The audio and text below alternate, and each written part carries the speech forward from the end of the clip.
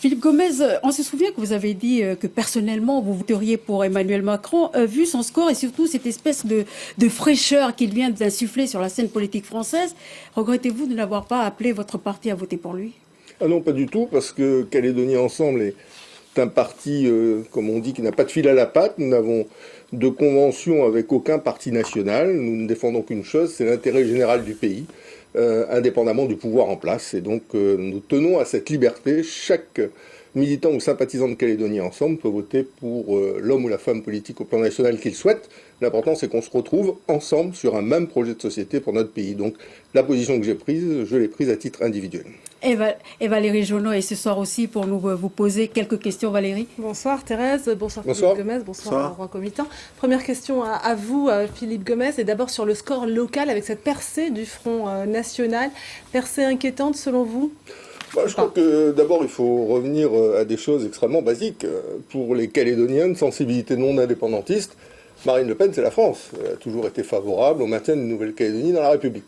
Donc, bien évidemment, dans des temps qui sont des temps incertains, où on a d'une part une montée significative de la délinquance, avec une part grandissante de mineurs dans cette montée, des cambriolages, des vols. Ça serait une valeur refuge, de plus en plus fréquents, oui. Donc, à partir de ce moment-là, il est clair que ça crée un climat qui est un climat négatif.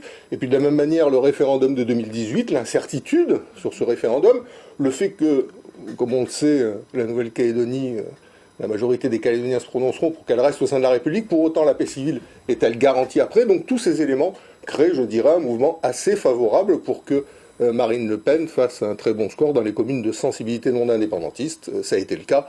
Je crois que le premier tour nous donnait déjà les principales lignes de force de ce scrutin qu'on constate au second tour. Sur ces législatives, est-ce que vous croyez toujours en cette droite républicaine, malgré cette implosion de la droite traditionnelle au niveau national finalement ?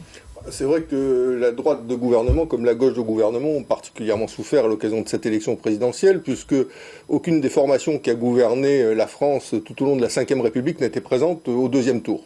Pour autant, cette droite républicaine est en train de se rassembler derrière François Baroin, que la Nouvelle-Calédonie connaît bien, puisqu'il a été ministre des Outre-mer chez nous. C'est un homme d'envergure qui a l'étoffe d'un Premier ministre, qui peut demain exercer des responsabilités. Et je crois qu'il faut qu'en Nouvelle-Calédonie, on fasse le maximum pour que, justement, les Républicains, demain, ainsi que l'UDI, à l'échelle nationale, puissent avoir une place importante au sein de la nouvelle Assemblée nationale. Je ne sais pas si ce sera une majorité. C'est vrai que le challenge paraît difficile à relever. Mais en tout état de cause, la droite républicaine doit avoir une place pour le cas échéant sur certaines réformes, accompagner le programme d'Emmanuel Macron. Il y a, je pense, la réforme de l'impôt sur les sociétés qui est prévue, qui vise à le faire baisser de 33 à 25%. Il y a d'autres réformes d'allègement en matière de droit du travail qui peuvent être pertinentes. Et donc, au cas par cas, pour une opposition constructive, je crois que la droite républicaine doit continuer à faire entendre sa voix au sein de l'Assemblée.